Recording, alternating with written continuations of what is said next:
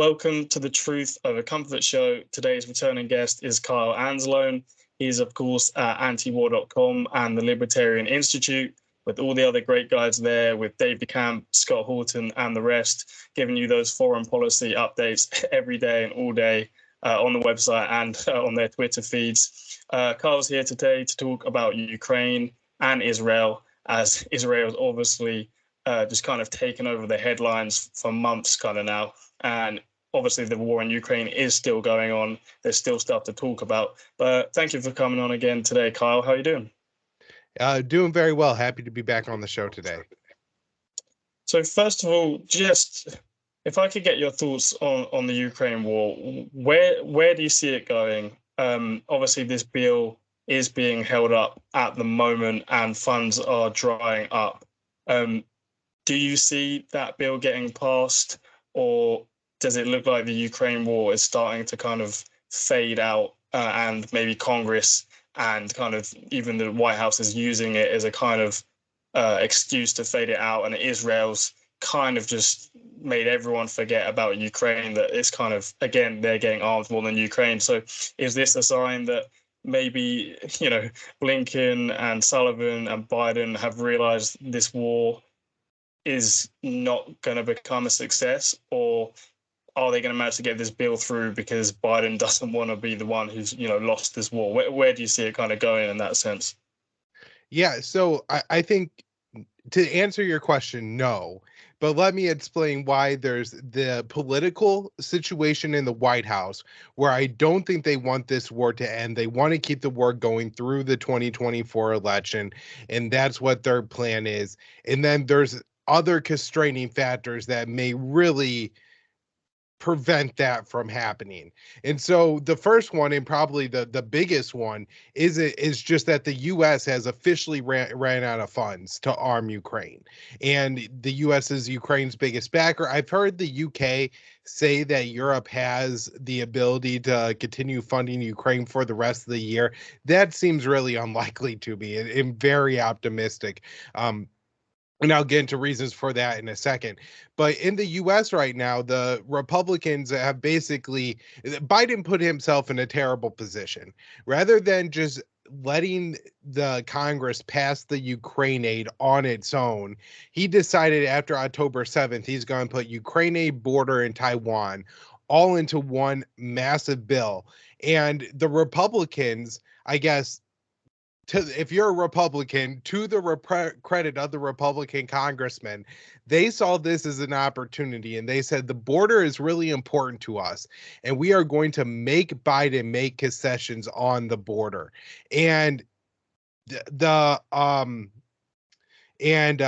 Republicans have not caved. And so since Biden isn't making those concessions on the border, at least as far as what we're seeing right now, the Republicans aren't passing the Ukraine aid. Now, I think Biden will make those concessions sometime in January before it really impacts the aid shipment to Ukraine. But I think there's a couple things that we really could see there. The political will in the U.S. for the Ukraine aid is waning. I think if we're talking about, January of 2022, or not January 2020, I guess March of 2022, or any time in 2022, really, the Republicans don't get away with doing this. The Biden administration is able to generate enough public pressure to force the Republicans to make the concessions and agree to the Ukraine aid, not the other way around. And so I think that was probably symbolic of that a little bit.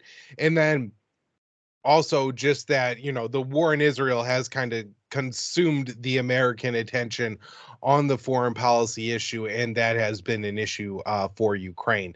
And so then another really major issue here for the Ukrainians is just, so even if there are funds to ship Ukraine weapons, if there are no weapons to sell, to buy, to ship to Ukraine, then you have an issue. The U.S. does have red line numbers on weapons. We are going to keep so many million 155 millimeter artillery shells. We are going to keep so many ATACMS rockets and Patriots and all these things. And we have hit the red line numbers on a lot of things. And I think our European allies have as as well. I just saw a story out today where the German government is saying that Ukraine, they have, I think, 80 Leopard 2. Those are their modern battle tanks. I think they have well over 100 of the Leopard 1, the older model of them. But the Leopard 2 are the main battle tank that the Ukrainians have. They had, I think, 33 Abrams. I have no idea how many are left, and about 20 Challenger 2 tanks from the UK. But the main one they were using were the Leopard tanks. And the German government is saying that there's only very few left in operation for the Ukrainians. And a big part of the reason why is there's no more spare parts for them. And the German manufacturers can't make enough fast enough to send to Ukraine to get these tanks operational. And so that's just one example. Another example is interceptors. Japan is sending the US Patriot missiles.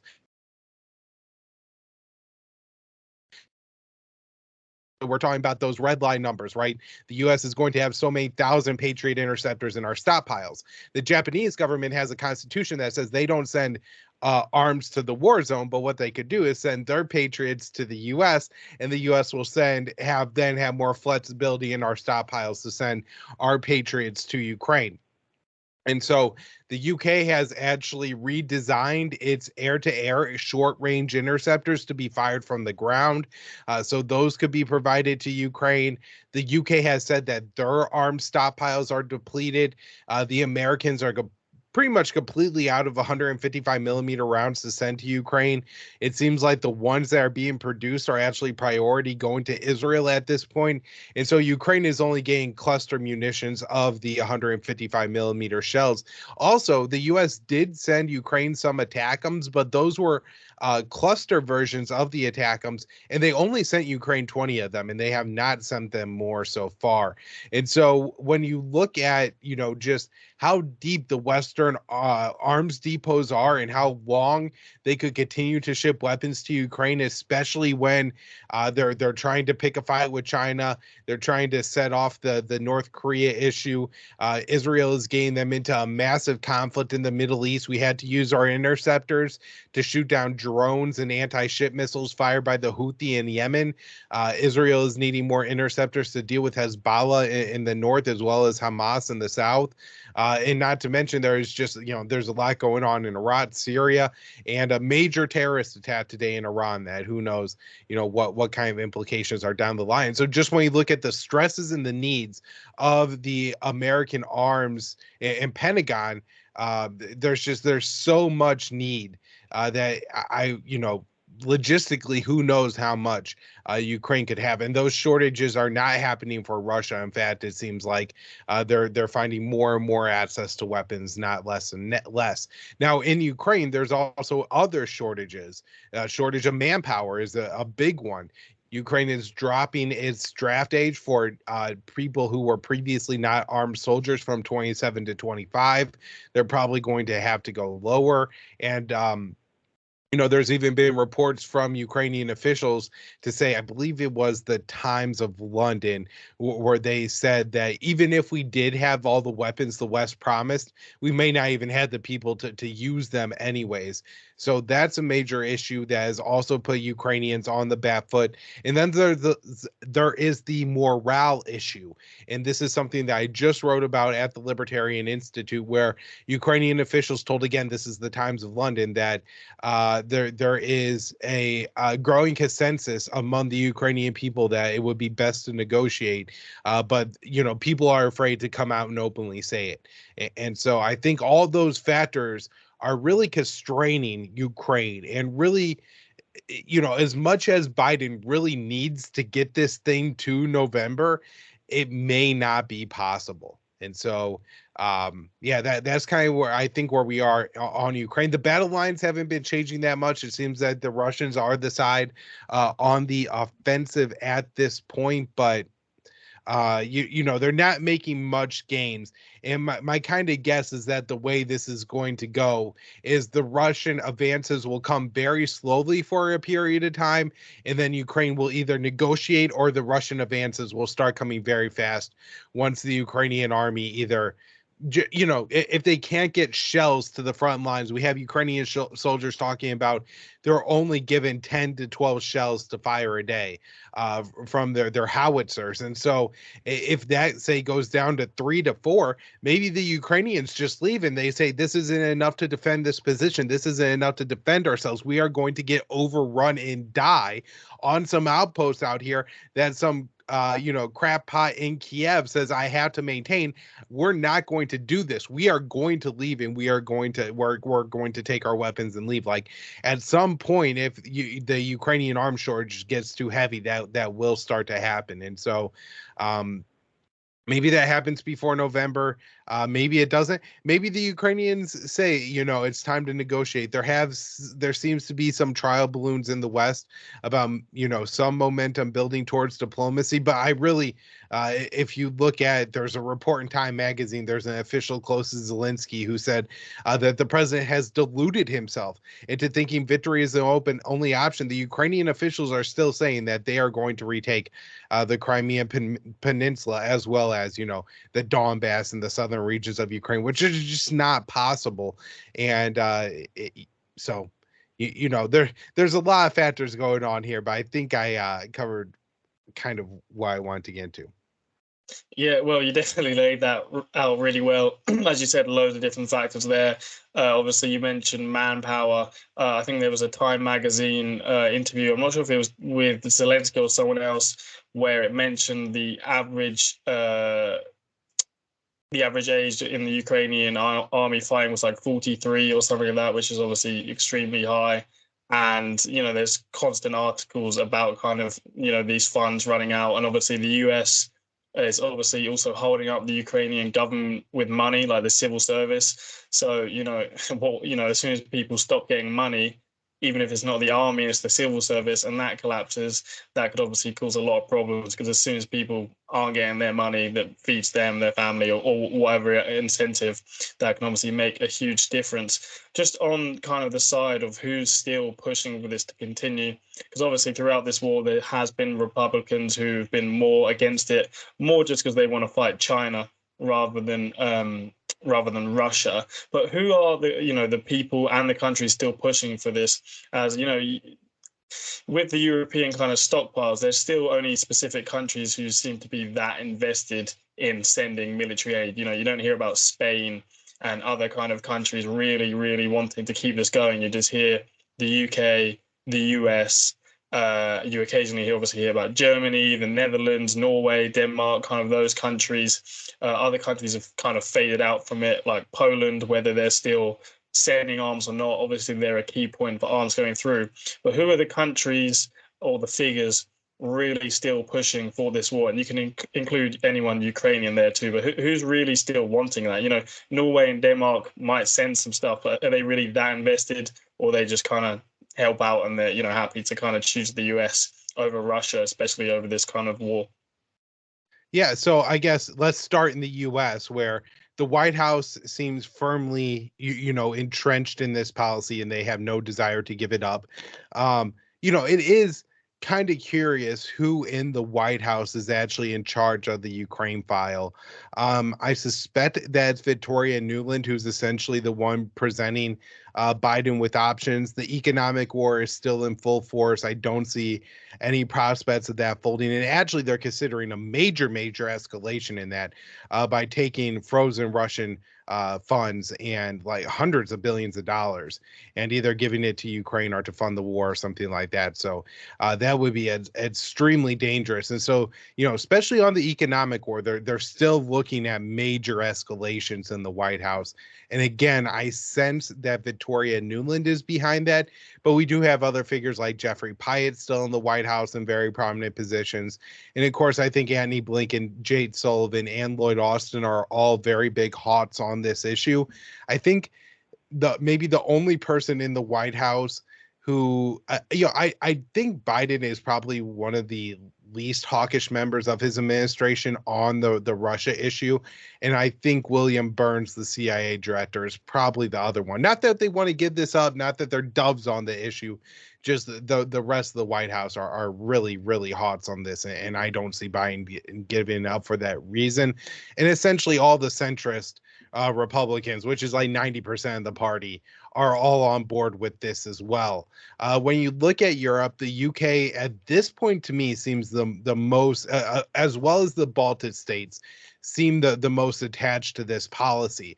Now, you do have this interesting kind of almost bubble forming around Ukraine, where Poland, Hungary, and even Romania have started to Slovakia, another country, have all started to walk back in some form, in in some cases pretty hard line, their support for Ukraine. So Hungary is very concerned about the 100,000 so Hungarians that live in Ukraine and are subject to the brutal ethnic laws of the Ukrainian government.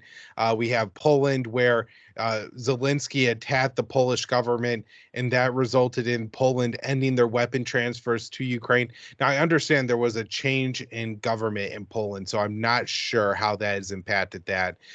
Then Slovakia, we have a new leader, Robert Fico, who ran on ending arms support and went ahead and did that. Romania has cut some ties with Ukraine over, I believe, grain transportation issues and things like that. So, we have seen the Ukrainian government start to upset other countries in the region with their policies, and this has caused support to be curtailed. Turkey has been in an interesting position this entire conflict, at one point serving as the main mediator, but recently announcing that they were not going to allow two British minesweepers that London wanted to transfer to Kiev to pass through the Turkish Straits to enter the Black Sea, effectively preventing that arms transfer. So that seems to be a pretty bold step by Turkey. And so, yeah, it seems to me that and Marcone has always said some interesting things about NATO and maybe having to engage in diplomacy and things like that. I think he was maybe the last European leader to meet with and to talk to. If maybe Olaf Scholz was the other one, but Marcone did meet with Putin like pretty late in the game. So France seems less interested throughout most of this than the UK. And Berlin's interesting because again, very early on, really dragging their feet, not wanting major escalations. But since they have given the weapons, it seems like they become entrenched in that policy. And I know the UK, in a recent article, I read that British government defense officials were telling the Ukrainians to go lean on the Germans for more weapons. And then, of course, the Nordic states seem pretty committed to the warfare too. Finland just joined NATO. Still, Sweden is still waiting to join the alliance. Stoltenberg, the head of the alliance, said that will happen this summer after, I guess, the Turkey gets F-16s from the U.S. In exchange for allowing Sweden's NATO membership.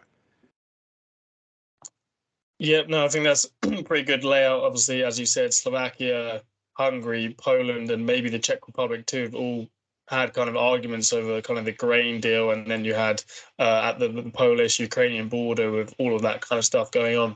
But as you said, there has been a change in government in Poland, so I think they definitely seem to be favouring Ukraine. I haven't looked much into it. I just kind of from some of their statements, but Poland was there kind of with the UK, maybe even beyond sometimes, pushing the US for kind of fighter jets. But it's kind of crazy how far we've come from. I mean, the discussions, there was always kind of like the memes and the jokes, like, they say no tanks, they send tanks, and then someone makes a joke, next would be fire jets, and they say no fire jets, and then the next thing, how far we've really come in this kind of incremental, gradual kind of process of, even countries like Japan. I'm not really entirely sure their relationship with Russia, but even them kind of sending that to the US, where it's obviously clearly related to Ukraine, whether they give it to Ukraine or not. At the end of the day, Russia's going to see that as the same kind of policy. So how far we've come has been kind of interesting. I guess before we kind of get to Israel, I mean, you could carry on talking about Ukraine for ages, as there's lots to talk about. But what's kind of, if say the funds dry up, the US can't provide anymore, and obviously Europe really can't front it like the US can, and it dries up, and Ukraine obviously eventually have to do a peace deal with Russia, as they have kind of no other choice. What would you kind of make of the review of the whole NATO, US, UK policy of this war? After that, we can kind of get into the discussion about kind of the trash peace talks. But what's your review of the war? You know, it's been obviously almost 2 years, and now we can kind of see it in the full picture, everything that's happened, the statements that were made at the start and now, and kind of the clear proxy war angle on it. You know, what, I know it's a big question, and feel free to answer how you want. You know, what is kind of your review of this war in Ukraine by the US and kind of NATO?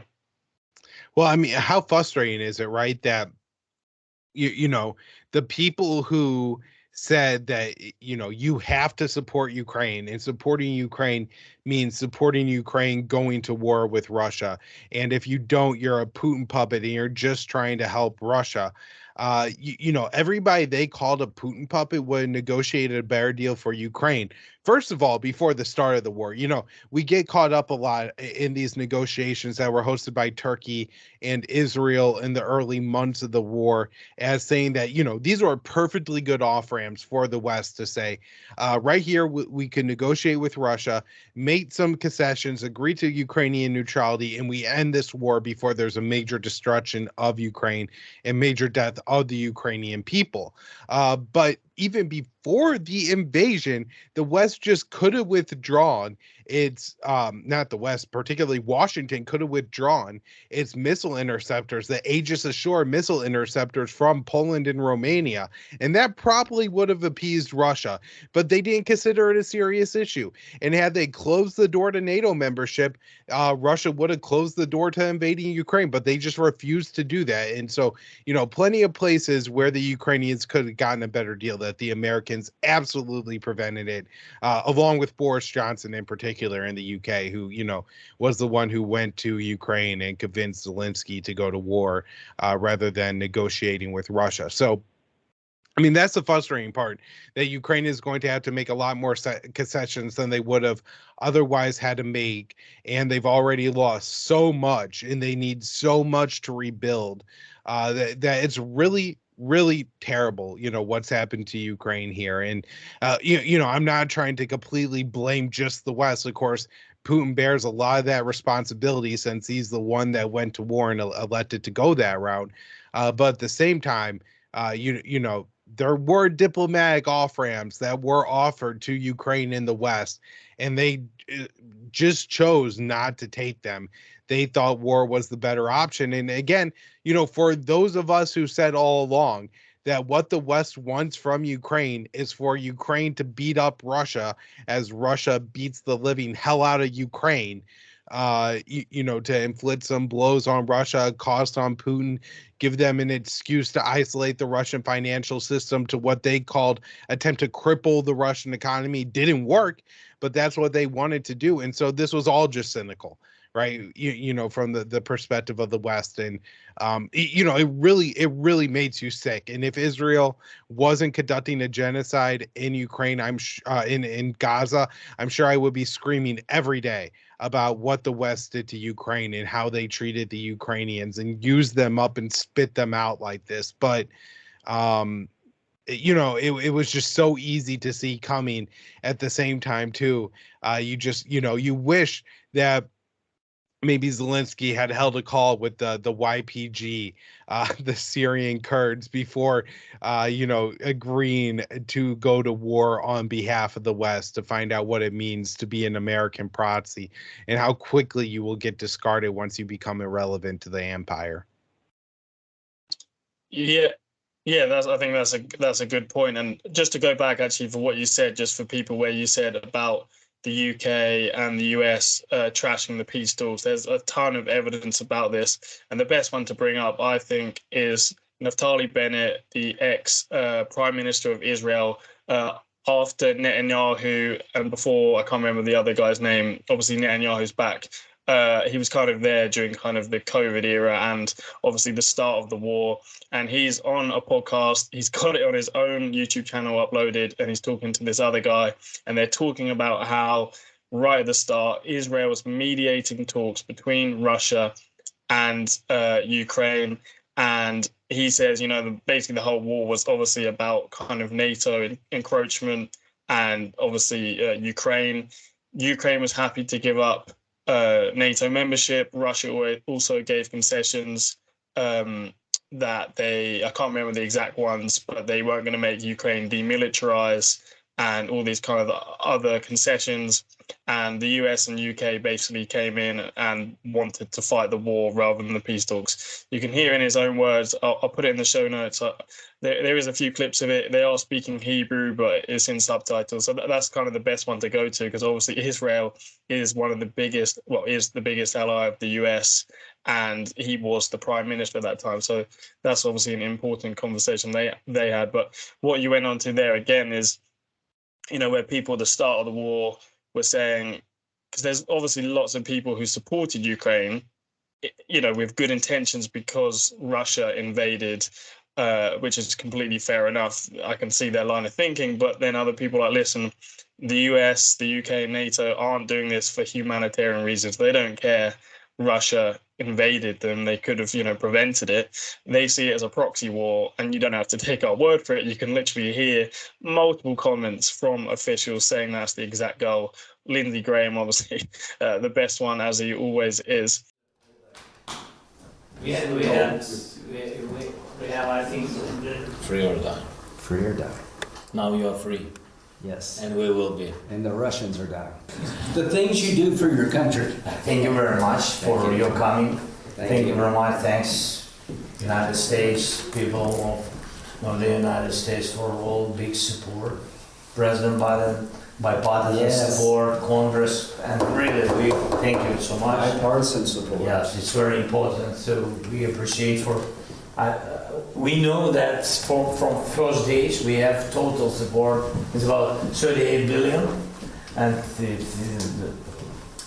big support, very The important. best money we've ever spent. Thank you so much.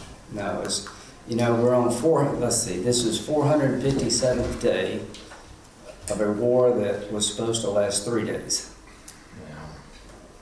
You amaze me. Your country amazes me. It's about our people and about your people. Your people help our people. All our appreciations. You remind me of our better selves in America. That there was a time in America that we were this way, fighting to the last person. We're going to be free or die. Free or die. Free or die. Now you are free, Yes. and we will be. And the Russians are dying. Yes, but they came to our territory. Yeah. We are not fighting on their territory. Being able to take an amount which equals what, about 5% of our military budget, but actually less than 5% of our military budget each year to help the Ukrainians is about the best national defense spending I think we've ever done. We're losing no lives in Ukraine, and the Ukrainians are fighting heroically against Russia that has 1,500 nuclear weapons aimed at us. It's like, so we're diminishing and devastating the Russian military for a very small amount of money relative to what we spend in the rest of defense. A weakened Russia is a good thing, and the best thing we can do for America is to see people who have nuclear weapons aimed at us getting weaker. And it worsened the situation for Ukrainians. If you really, really cared about Ukrainians, then arming them and prolonging the war was never really going to succeed. I mean, obviously there's a small chance it could, but at the end of the day, say it went on for 10 years, stagnated, and Russia left. You can call it a win, but the amount of Ukrainians that have to die, the destruction of the country, the economy, all the families, it's like, the Afghan-Soviet war. It took, almost 10 years, and the Afghans beat the Soviets. But, again, at what cost? Do you think the US cared about the Afghans that obviously went into that? It's the same policy.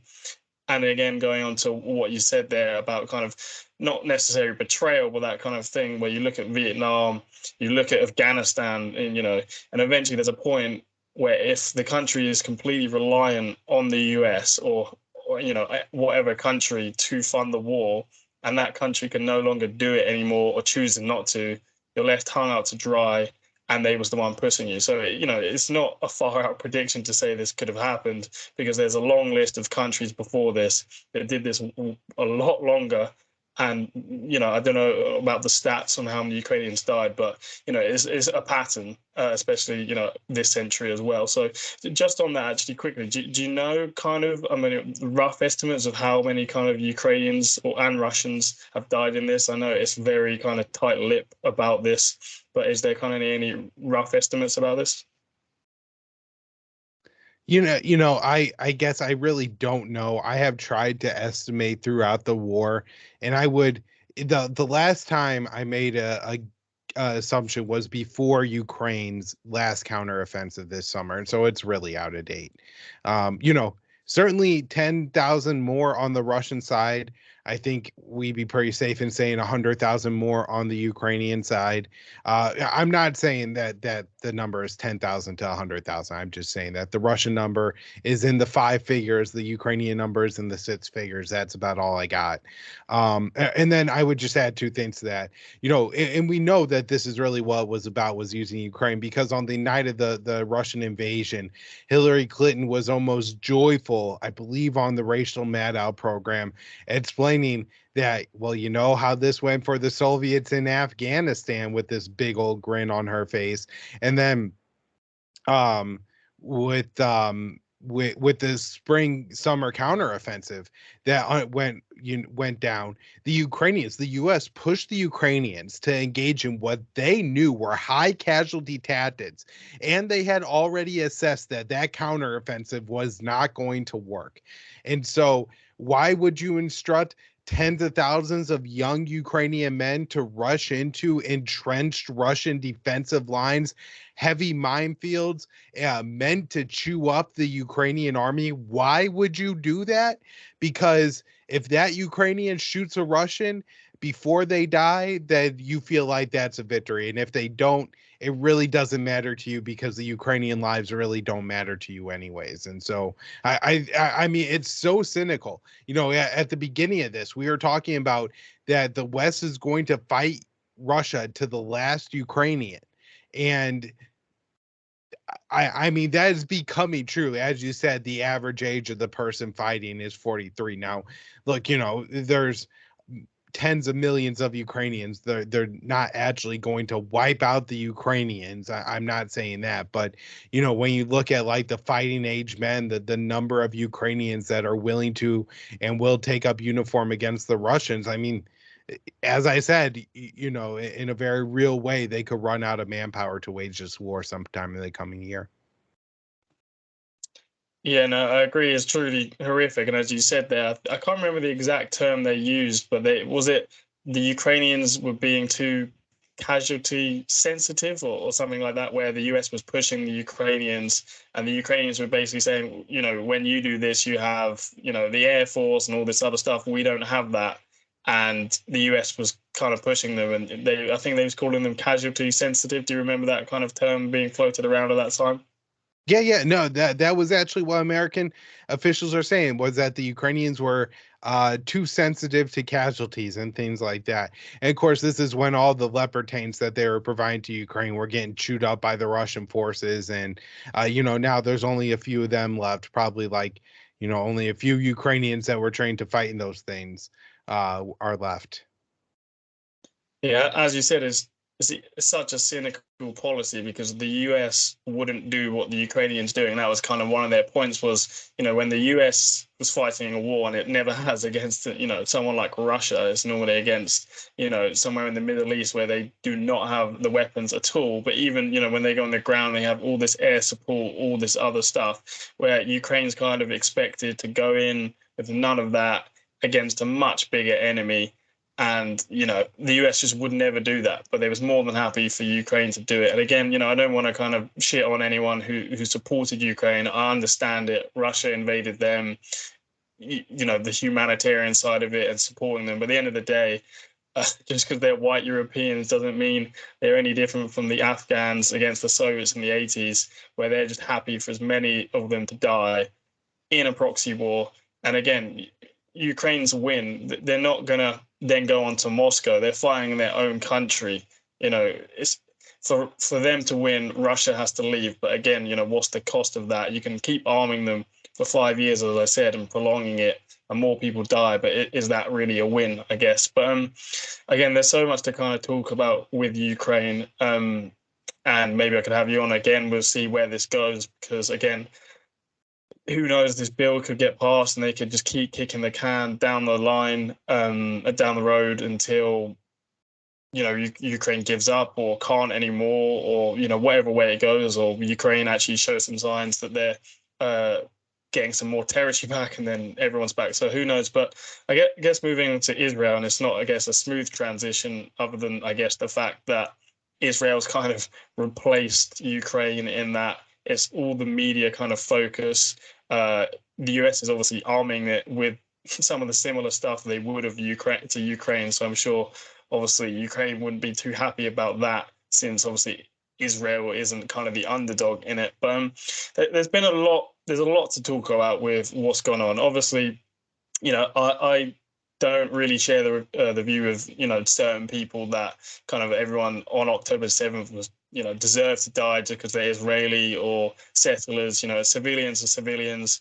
I know there's a lot of stuff again to talk about that day and stuff that's come out, but not many people outwardly actually support Hamas just killing civilians, even under the circumstances and all the history that's led up to it. I guess comparable with the IRA and Ireland and that kind of stuff. You can support Palestine and the Palestinian cause without supporting that. But there's a lot to talk about. But first of all, I'd kind of like to get in the kind of narrative side and some of the stuff Israel said. So they've made a lot of claims, as in all wars, everything gets exaggerated. It's always talk of murder, torture, rape, everything possible to kind of dehumanize the enemy, make kind of everyone blind to everything else you're doing. Because if you bring up, is the destruction of Gaza proportionate? People like, you saw what happened on October 7th. Did you not hear about this? So one of the first kind of big stories was, I don't know the exact number, but I think they said, 40 babies were killed, and, their heads were decapitated or chopped, or whatever term they used.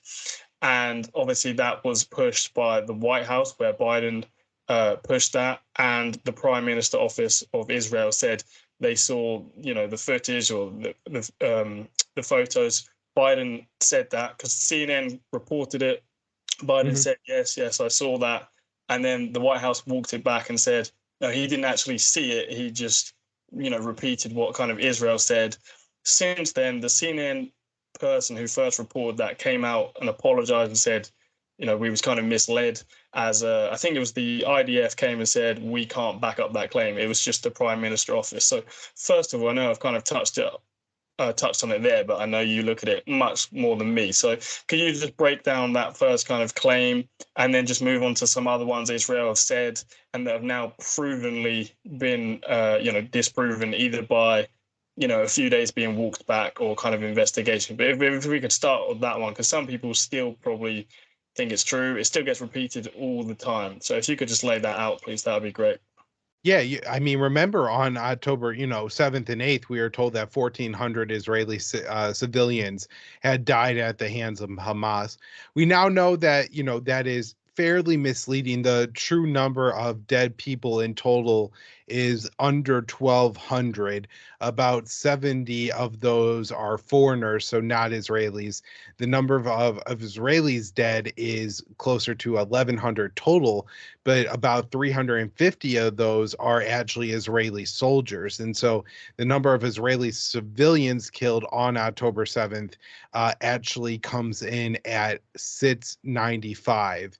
And look, for somebody who's like, oh, you're just trying to minimize what Hamas did, that's not the point. The reason people said 1,400 is because they thought that was accurate. And so, let's just go over what the numbers are now. But, in a very real way, if on the initial day of October 7th, they had reported that it was 700 civilians that were killed, it would have been, I think people would have felt like it was just horrific. What Joe Biden would have said, that's 8 9/11s rather than 15. Does that, you know what I mean? Do these numbers really mean that much other than, to the people who were killed, of course, and their families and everything like that? But, as far as just people taking in numbers, I think once you're like, over 10 to 20, a lot of times, it's just a lot of people, right? And it's just there's that quote. I don't think it's actually a Stalin quote, but it's attributed to Stalin. One person's death is a tragedy and a million deaths is a statistic. And so, almost sometimes as you go up in number, it becomes so unrelatable to people, they can't sympathize with it, where, and so I think that's why they try to come up with these stories, smaller atrocities, that people can sympathize with. So like these 40 beheaded babies. Well, we now know that only 36 children were killed in the Hamas attack.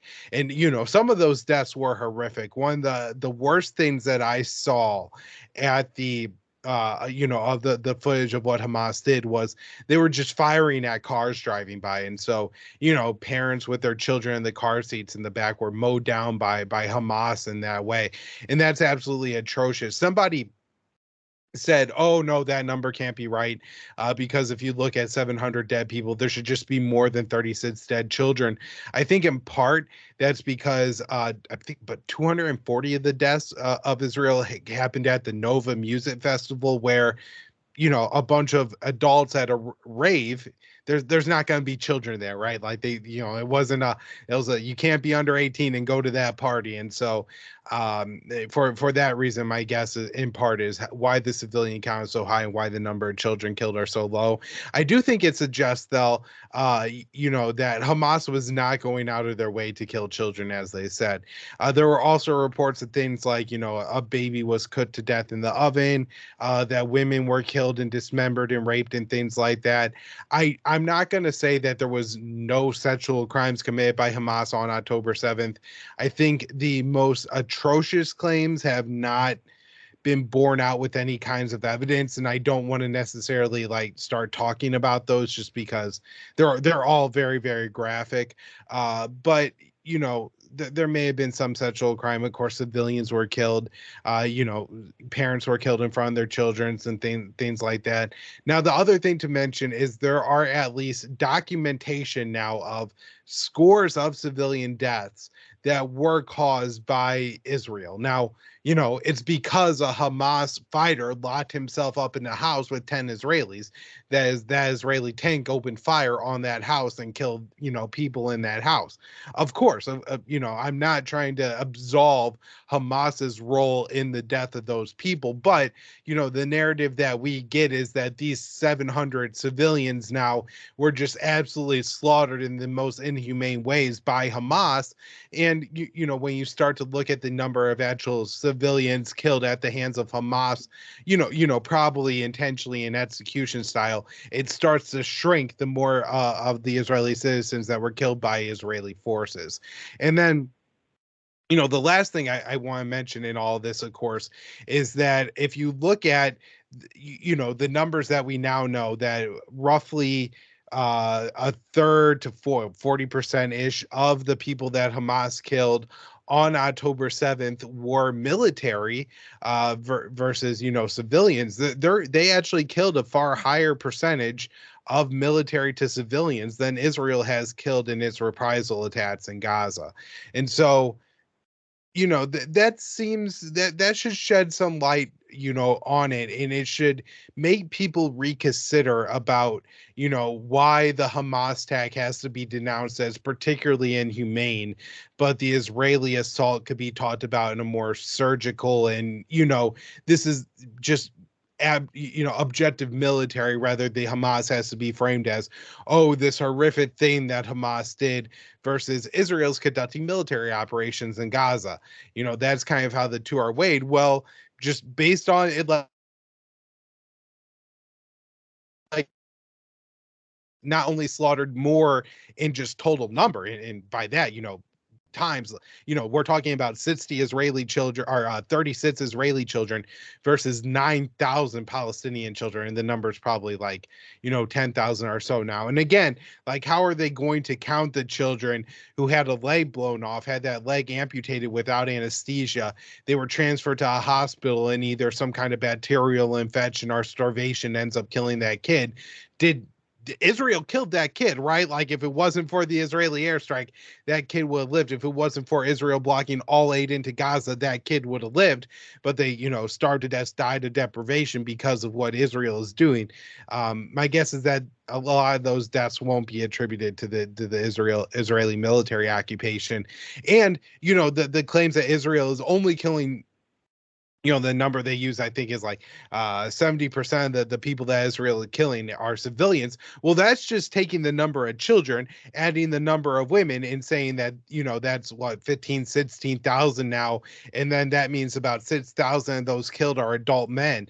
But why are all adult men terrorists? I'm not a terrorist. I'm an adult man. Like, just because they're Palestinian adult men, that makes them all count as terrorists. And it seems, this is something that my colleague at antiwar.com, Dave DeCamp, has pointed out, that when you're talking about the Hamas members killed, a lot of them are probably killed underground with these bunker busting weapons. And so their bodies aren't being counted at all. And so, in fact, these 22,000 people that were killed, they can nearly all be civilians at this point. And so, a couple things are always important when you're talking about October 7th is to, talk about the context of the two events. And of course, to try to be accurate and to go through and figure out what is just fear propaganda and what is, crimes that Hamas actually committed. Again, it's bad enough that they stood on the street and they mowed down, cars passing by, again, killing children in their car seat. This is something that we should all be horrified by. But when you make up worse things like babies were decapitated, and then that turns out not to be true, I think to a lot of people, you've made what happened on October 7th a lot less worse because you claimed it was worse than it actually was. And now people don't trust you with anything you're saying. Why should they believe that there were even 700 dead Israelis? If you're willing to, make up dead, beheaded babies, like, what else are you willing to make up? And especially from the part of the presidency, I'm sure this, especially for anybody in the Middle East, Joe Biden has lost all credibility for whatever is left of his life. I mean, he's a very old man. So, they'll never trust him again after he said that, he saw pictures of 40 dead babies, but then claimed that Hamas was making up the number of dead Palestinians. That all that goodwill is gone forever. Yeah, I mean, I think the best thing to do is it's like anything. It's always, you have to pick one side versus the other. Russia, you can still condemn Russia for their invasion. You can still condemn the US for conducting a proxy war using those Ukrainians that Russia invaded. You can condemn what Hamas did and what Israel did. It ends up, you always have to pick a side, and then the other side doesn't matter, and then it doesn't need to be like that. And I mean, as you said, I know you've broken down the stats, and you kind of implied it too. At the end of the day, if they did say 600 civilians were killed, that would be probably in people's minds the same as 1,400. Israel would have still been happy for Israel to do exactly what they've kind of done now. It wouldn't have made loads of difference. As you said, it just becomes a statistic. You can't really understand it. But with kind of Israel and kind of the US's relationship, what do you kind of make of it? Because the US is clearly just backing them, arming them to the teeth, giving them cover at the UN, everything there. But there has been, multiple articles of the US privately trying to push Israel to restrain. And, at the start, they had there's just multiple meetings of them even opening a humanitarian corridor, not even, a ceasefire. And there's been, articles that this relationship behind the scenes has obviously been more shaky. And now the kind of mask has slipped a little bit with Israeli officials coming out saying there will be no Palestinian state and no two-state solution, and Netanyahu saying he's proud to have prevented a Palestinian state in his time. So what do you kind of make of the US relationship? Because clearly so in some of the articles, it's been implied as well, where they're arming them and they're arming them and they're arming them, and then they're saying behind closed doors they're, you're not so happy with their policy, they're killing too many civilians. Biden came out and said Israel is bombing Palestine indiscriminately, but then in that same article it says, but there is no pressure to actually change the policy, as in sanction them, give them, stop giving them arms, Curb weapon shipments. Let's start there. So this is, I'm trying to think of how I want to phrase this. Joe Biden is the most pathetic man on the planet. Let's start there. So, you have this situation where the U.S. has given Israel over the course of its history like $150 billion. We give them $3.8 billion a year for military. We ship them weapons. The Biden administration is using his political capital, against the wishes of many of his own supporters, to lobby for Congress to pass $14 billion in military aid for Israel. And he goes to Netanyahu and says, hey, buddy, I got all these weapons for you.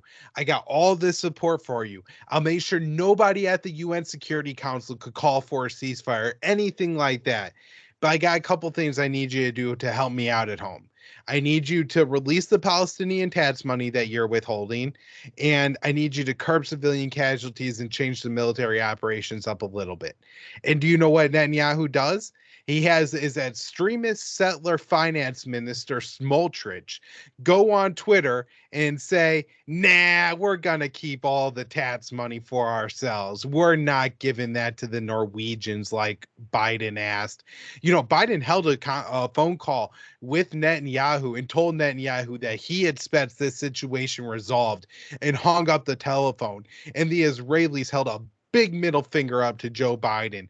And what comes out the next day? The Biden administration isn't even considering conditioning the aid it sends to Israel.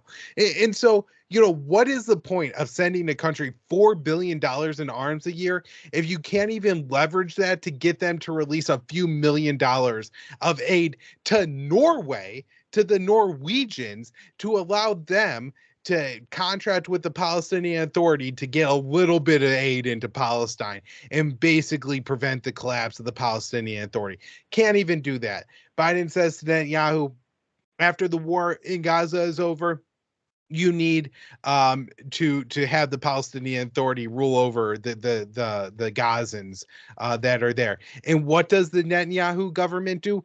To a man, they are talking about kicking every single Gazan out. They are talking to the Congo government about shipping the Palestinians there. This is all open in public, right? Like this, how much more insulted could you be if you were Joe Biden and asked Netanyahu to increase the number of aid trucks into Gaza a day to the pre-war levels, and they just don't do it. Just don't do it.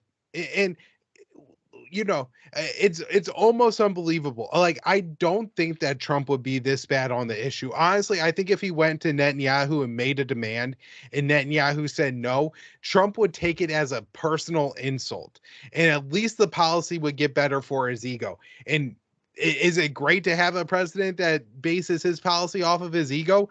No, but at least you don't get this absolute on your knees, all out commitment to Israel as they openly talk about committing a genocide. It's not covert in any way. I have a tweet out today of 4 different Israeli ministers in the past day who said that the Gazans are gone. They are leaving Gaza. We will find another country to take them in. They will not last. The finance minister, Smotrich, he says that there's only going to be 1 to 200,000 Palestinians left in Gaza at the end of this, and then they'll take care of the rest of them.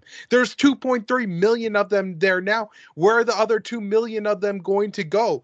And President Joe Biden, are you not going to say, like, hey, you have to cut out the public genocidal rhetoric in order to keep getting American weapons? Can he even do that? There's no interest in whatsoever. Joe Biden is Bibi Netanyahu's man, not only in Washington, but just, his personal manservant. And he will do whatever Netanyahu asks. And I'm pretty sure that includes washing his feet or giving him all the weapons he wants. And it's just absolutely pathetic at this point. And I don't know, maybe if Joe Biden is made to feel like such an inferior man to Netanyahu, maybe he'll change American policy. But if you read the New York Times yesterday, it's all about how Joe Biden is more involved on Israel than he has been on any other issue. Joe Biden is firmly committed to Israel and has no plans to condition aid whatsoever to Israel. So what are you going to do when the president has firmly entrenched himself into this policy? I really don't see a solution. I mean, it's just awful to say, and it's so frustrating. And look, I think the problem is in a way, the part of the way the U.S. could have leveraged its aid to Israel in Gaza, to save Gaza, to save the Palestinians is now gone. Even if the U.S. just withdraws support from Israel today, Israel will stop allowing aid into Gaza. There's no way that, with the destruction of over half of the buildings in Gaza at this point, over 20% of the farmland, most of the hospitals, most of the schools, most of all the infrastructure has been completely destroyed. People are eating rancid food because there is nothing to eat. And these are in the areas of Gaza where aid trucks can still get to. There's just not enough aid coming in, and certainly not for all the displaced people. People don't have money. Israel has destroyed the banks, and intentionally so. They called them power targets, and they blew them up. This destruction of Gaza was absolutely intentional. And at this point, I don't know if there's anything the U.S. could actually do to prevent Israel from cleansing the Gaza Strip, because it's already been destroyed with American bombs, with those 5,000, 2,000-pound bombs that Joe Biden sent Israel. They completely obliterated the infrastructure of the Gaza Strip. Even if Israel stops bombing tomorrow, the people are just going to live in squalor and suffer, and their children and their elderly will get sick and die, and everybody else will have absolutely nothing. They'll just beg for whatever food and handouts they could have, because there's nothing left in Gaza at this point. And Joe Biden allowed it to happen, and he's going to allow it to just keep getting worse, and next they're going to set their eyes on the West Bank. That was a great rant there. You covered loads of different points there that are important. And how many bombs is it now that Israel's dropped? How many thousands? Because I remember it's in the 20,000s. I think I read 22,000 was the last number, but I may be confusing that with the casualty count, and the real number is actually 26,000 on the number of bombs. But I do think that counts like artillery rounds, like 105 55 millimeter shells, which, when you've destroyed half of the buildings in Gaza and most people are living on tents in the street, let me tell you, 105 55 millimeter shell is going to rip through your tent. You know what I mean? That's a very serious round once the infrastructure has been demolished. But of course, dropping the 2,000 bombs on the same street as hospitals, the U.S. government is, and people who fought the Iraq war are saying like, hey, look, like, we never did anything as crazy as this. You got to go back to the Vietnam War before you could really find something even resembling the horrors that Israel has inflicted on Gaza. And this is just 3 months. Israel's talking about this going on for another at least year, if not longer. Yeah, I mean, that's the issue as well, how small obviously the area is and how many bombs they've dropped. I mean, I spoke to you before we started. There's an article in the New York Times at the start of December, and as I said, every week the amount of destruction is incredibly different compared to other wars. Afghanistan is obviously always brought up because I think I heard Scott Horton say, I haven't checked out myself, that this many bombs weren't dropped over 20 years in Afghanistan, but the New York Times article was basically satellite images of the before and after photos.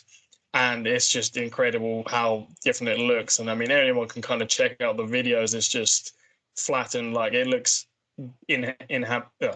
basically that no one can go back. And maybe that's the plan. Because as you said, I mean, obviously the term genocide and ethnic cleansing kind of puts people off. But there's, as you said, it's not that covert, because Israeli people and officials seem to be just immune to caring about what people think or the internet. Even like the Minister of Information came out during the war and said, wipe out the whole of Gaza. They're monsters. Forget the fact that over 1 million of them are children, and they didn't obviously do anything wrong. But there's just, as you said about Congo and Israeli officials and and current ones writing that other countries need to take them in, meaning take them in because they're never coming back because Gaza's too destroyed. That is a form of obviously ethnic cleansing. Just it was more voluntary in the fact that other countries took them, but involuntary that got them there. It's pretty open. They've talked about the Sinai Desert in Egypt and having them there, and obviously putting pressure on the US to call on other countries to take them. But I mean, you made some great points there. I know we've come to the end, so I'll leave it there. Obviously, not a positive note to leave it on, but I think a good one in that you laid out obviously all the different aspects from Joe Biden's support, the US support, which is unconditional. The fact they're giving them all this money, and Israel is obviously a much, much, much richer country than Palestine, which obviously isn't even a country. It doesn't have an army, doesn't have an air force. The fact that Israel has nukes and multiple Israeli officials have come out and said to use the doomsday advice and things like that. But anyway, it could go on for a long time, but I'll leave it there. I'll put everything in the show notes I can up on the screen because, people will listen to this and find it hard to, depending where they come from, either hard to listen to or not believe you. And again, I understand what Hamas did was horrible, just like, Al-Qaeda and 9/11 and the towers, but that doesn't justify what comes after or even mean it was irrelevant to what happened. We saw what the US did and used it. Israel could exactly be doing the same thing to use Hamas to obviously destroy Gaza and to get them out, as they've openly said, obviously, for quite a while now. But again, I'll leave it there. I recommend people go to antiwar.com, the Libertarian Institute, your show, Conflicts of Interest, and follow you and Dave DeCamp on Twitter as well. Because, if you don't like articles, it's a good way to keep up with it. And you can click on it and the article's kind of there. It's a nice sneaky way to get you reading it. But thank you for coming on today, Kyle. I'll let you go. And appreciate talking to you. Appreciate you having me on the show. Thank you.